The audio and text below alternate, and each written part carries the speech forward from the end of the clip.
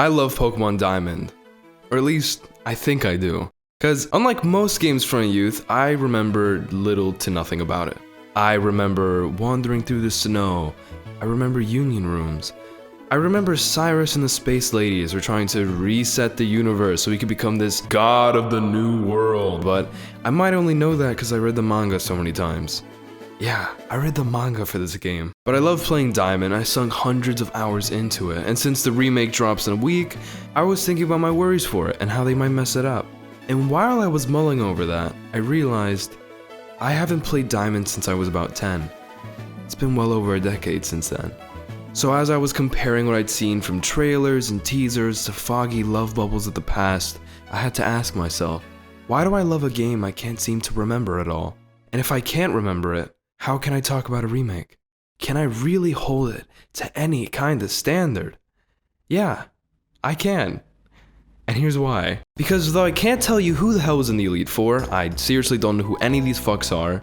I think this is Agatha though. I can tell you how Diamond felt to play. Since it's a mainline Pokemon entry, at the core of the game is an absolutely brilliant formula. You know, exploring cool regions, catching funky critters, sharing and oogling at these pokes to your friends and battling them too.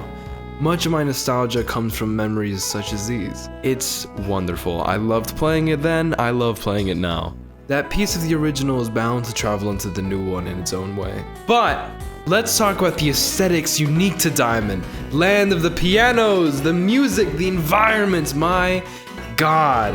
Dialga, Scizor, Garchomp. I might only remember pieces of this game, but those pieces are unforgettable. And the underground, I think I spent too much time down here.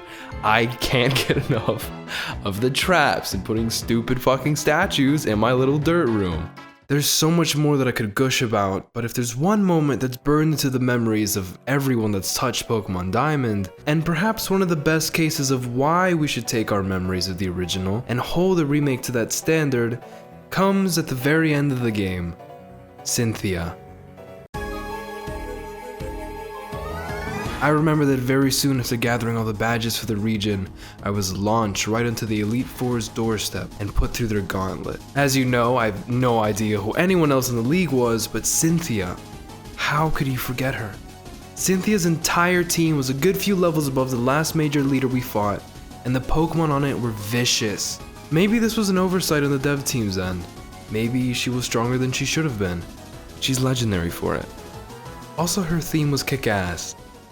I mention this because oftentimes remakes want to soften rough edges, fix all the oversights, balance it all out evenly, but making a perfect game can lead to a boring one. Leave in a little grinding, have some randomly jacked trainers. Hell, from Heart Gold, people remember Whitney's Milk Tank because it was too strong for no good reason. That's amazing, I remember few moments of Diamond, but what I do remember was monumental. And even if only fragments linger in my mind now, Diamond was a piece of my life, and I know that if I go back, I'll remember things that I've forgotten. Nostalgia is often written off as bias and invalid when it comes to discussing a remake. It's treated like rose-tinted glasses, and in some ways, it might be.